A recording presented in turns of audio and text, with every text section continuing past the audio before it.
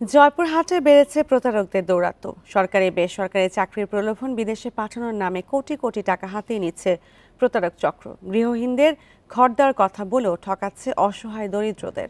এই ঈদে জামা জুতো অ্যাকসেসরিজের ডিসকাউন্ট। জয়পুরহাটের খেতলালের হন্তনাবাদ গ্রামের তোফাজ্জল হোসেনের ছেলে তৌহিদুল ইসলাম রিপন নিজেকে সেনাবাহিনীর অবসরপ্রাপ্ত সার্জেন্ট পরিচয়ে শহরের একটি বাসায় ভাড়া থাকেন। আন্তর্জাতিক সংস্থা ইউনিসেফে চাকরি দেওয়ার প্রলোভন দেখিয়ে বেকার যুবকদের ফাঁদে ফেলেছেন রিপন। হাতিয়ে নিয়েছেন লাখ লাখ টাকা। এরপরই গা ঢাকা দিয়েছেন তিনি। ইউনিসেফের চাকরি উনি বলছিল মাত্র ৩২,০০০ টাকা দিলে কালা আমি সেই চাকরিটা আপনাকে অল্প কিছু দিনের মধ্যে নিয়ে যেতে পারবো। সেই হিসাবে আমরা টাকাটা দিছি।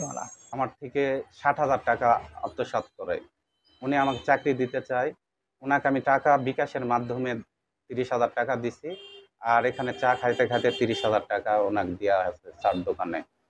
কালাইয়ের জিন্দাপুর গ্রামের রায়হান ওরফে বেলাল ও তার ছেলে ফজলে রাব্বি এলাকার যুবকদের বিদেশে পাঠানোর কথা বলে কয়েক লাখ টাকা হাতিয়ে নিয়েছে প্রতারক চক্রটি।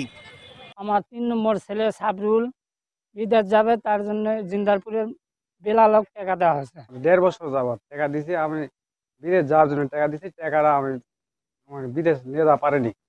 অভিযুক্তদের জবাবদিহি নিতে গেলে হুমকি ধামকি দেয় প্রতারকরা। প্রতারিত হয়েছে গুচ্ছগ্রামের হতদরিদ্র ও ভূমিহীনরাও। তাদের ঘর দেওয়ার মিথ্যা আশ্বাস দেন মোয়াজ্জেম হোসেন নামে এক ব্যক্তি। পরে বিষয়টি জানাজানি হলে আত্মগোপনে চলে যান মোয়াজ্জেম হোসেন। বাড়ি করে দিতে চায় ২৪,০০০ টাকা লিছে আমাদের এখানকার জামাই মাজ্জিম। ধার দেনা করে ওনাকে হলো প্রায় ১৬-১৭,০০০ টাকা আমি ঘর বাবদে দিয়েছিলাম। পুলিশ সুপার জানান, প্রতারণার এসব বিষয়ে এখনো কেউ অভিযোগ করেনি।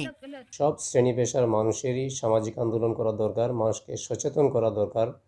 আর আইনি প্রক্রিয়ার মাধ্যমে যে সমস্ত ঘটনা ঘটে, আমাদের আদালতের মাধ্যমে যে সমস্ত মামলা হয়, আমরা সেগুলো তদন্ত করে আইনি প্রক্রিয়ার মাধ্যমে ব্যবস্থা নিই।